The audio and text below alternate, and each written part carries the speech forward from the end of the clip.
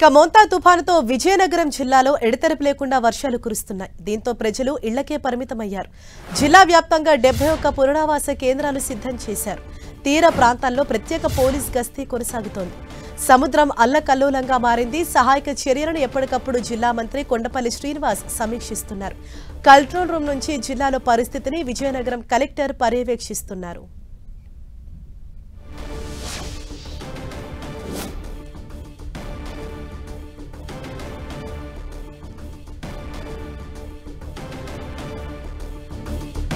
విజయనగరం జిల్లాలో ఎడతెరిపి లేకుండా వర్షాలు కురుస్తున్నాయి. దీంతో ప్రజలు కూడా ఇళ్ల నుంచి బయటకు రాలని సిచ్యువేషన్ నెలకొని ఉంది. మరోవైపు అధికారులు ఇప్పటికే అప్రమత్తమయ్యారు.